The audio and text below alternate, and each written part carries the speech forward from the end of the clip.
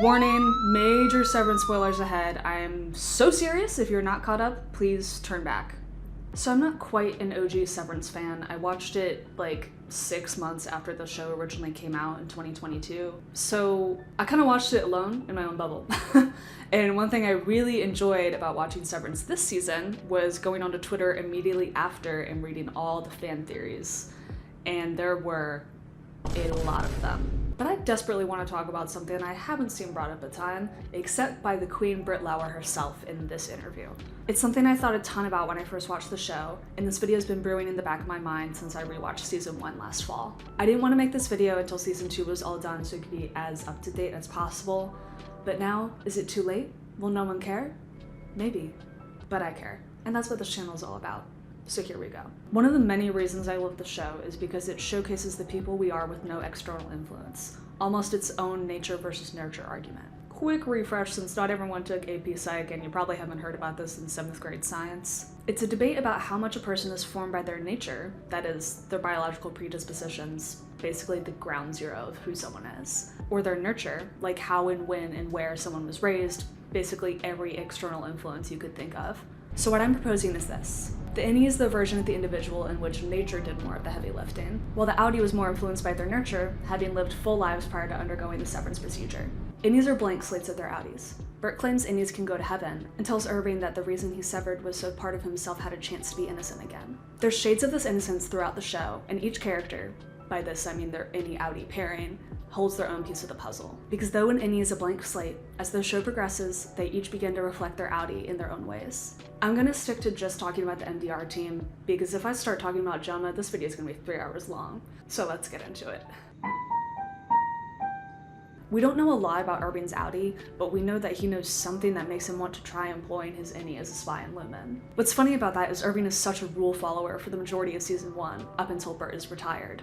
Hey Mark, I just printed out the passage of the handbook on changing out group photos. Just might be good to peruse when you're between things. Outie Irving may have once been a rule follower. He's a military veteran for Christ's sakes, but something happened to change that. But then his innie comes into existence and it's back to following a strict code of conduct, a regime that he can put his faith into. Though once innie Irving's trust is broken, he responds in much the same way as his outie. Let's burn this place to the ground. When Innie Dylan is meeting his wife for the first time, you can tell in her face that the person she's meeting isn't necessarily her husband. There's so much hurt there that Innie Dylan is in a way thriving because he doesn't have to carry with him the failure and estrangement that outie Dylan does. Out of all the MDR members, Dylan is the most childlike. He's gullible and easily hurt, but at the same time easily charmed as he is when meeting Gretchen. And we live on a cattle ranch? The paper ring he makes her brought me to my knees. This man is so tender and sweet. I made this for you. I can give you a life, please. He also has the largest reaction to Irving's death, basically demanding Milchick give him a funeral and offering to read the eulogy himself. Irving is a person and he's gone, so we'd like to have a funeral. He was awesome and I miss him. After she first meets Innie Dylan, Gretchen tells her husband afterward. He reminds me of how you used to be. Okay. Dylan. In outie Dylan's response to his innie's resignation request, he tells him that from what he's heard, his innie sounds like a self-assured badass, and he hopes Gretchen begins to see more of him, his innie, in himself, his outie. This is getting confusing. Anyway, what I mean to say is, his innie is a blank slate unaffected by any external or internal. Poor guy really sounded like he had low self-esteem in that letter. Influences have kept outie Dylan from holding the job. And not only that, but whatever has sucked the whimsy out of him. It's our week for cookies. I did not do the cookies. Sorry. It's a tube, and you just need to slice them, and then you put them in the oven. Got it. Yeah. I'm gonna preface this by saying my favorite character is Helly, so this section is gonna be significantly longer than the others. But this is also because I think she and Helena are the best example of what I'm talking about. The minute Helly winds up in that conference room, she is who she is for the rest of the show. She's rebellious, she's confrontational, Call it a boot, Mark. she's sarcastic, The work is mysterious and important. she's caring, she's everything Helena Egan can't be. Though Helly would loathe it, the nature of the show requires me to compare her directly to Helena. Sorry, babe. Who we see as such a villain in season 1 becomes much more layered and complicated in season 2. I am a person. You are not.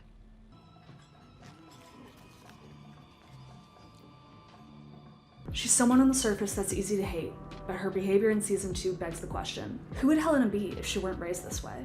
Well, she would be Helly. Helly is the way she is because she's given the freedom to be without the burden of her family legacy. We know that, to an extent, Helena is this way too, but unlike Helly, she can't let those feelings air. Not as herself, anyway. When given the chance, Helena makes fun of Kier Lore at the Ortbo. Unprompted, might I add. He turned into the forest because he masturbated. I mean, seriously, that's actually the dumbest thing I've ever heard.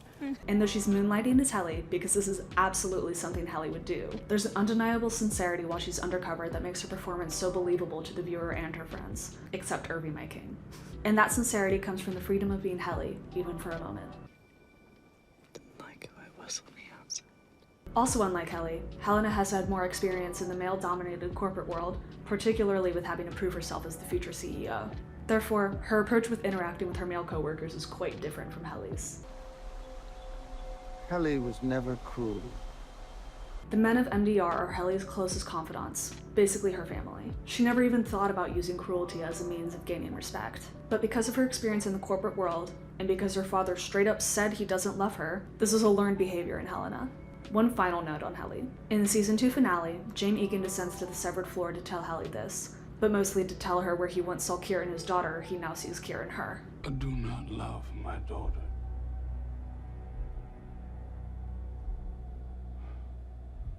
I used to see Kier in her, but he left her as she grew. Sound like a great dad. I had others in the shadows,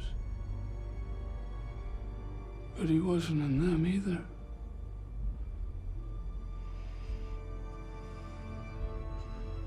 Until I saw him again. In you. While we know this is probably a bad thing based on everything we know, and it's a hell of a lot to unpack, it unfortunately supports my thesis, so I had to include the Helly slander. I'm sorry, Queen. I don't think you're like Kier at all. I think Mark is also a fascinating character. Because of his trauma, Audi Mark is a much more jaded, cynical person. How are you? Oh my God, so good. My wife's being held prisoner at Lumen, and I just got brain surgery in my basement. How have you been? Yet we still see shades of this in Any Mark. Any Mark is very quick-witted and even has the capacity to understand sarcasm, and find it funny, especially when it's Helly. That's good, that sounds just like me. I know. In season 2, when he's been blindsided by Helena as Helly, he really starts to resemble his Audi. And in the same episode at Erwin's memorial service, he says he's not dead, he's just not here. Words later echoed by his Audi. And he's dead. Why don't you give a shit? Because he's not dead, he's just not here. She's not dead, she's just not here.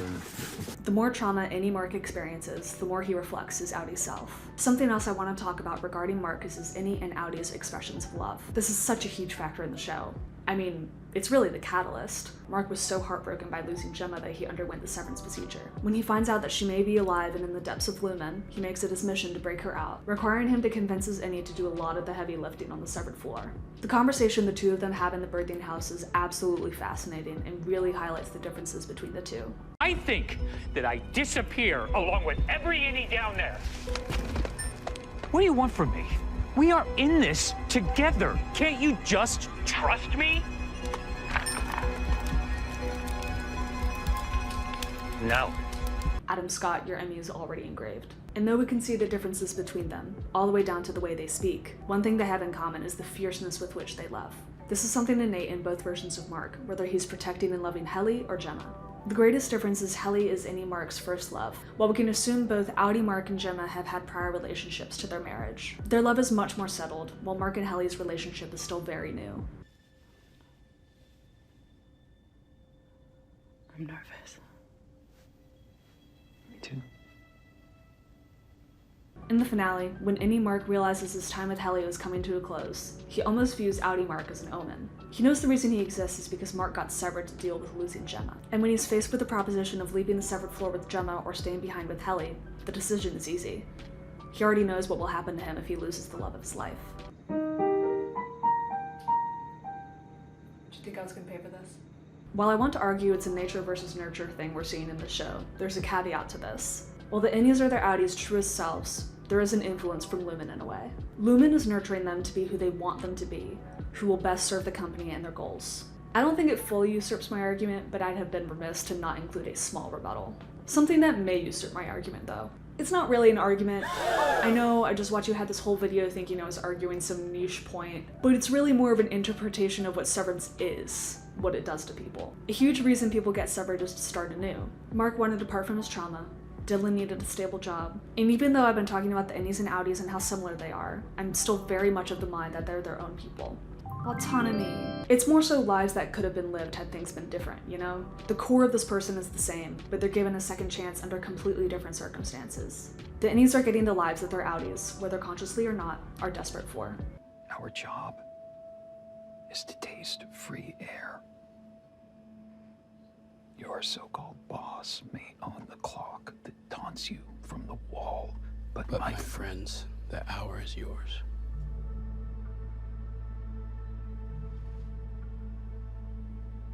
Page 197 slabs.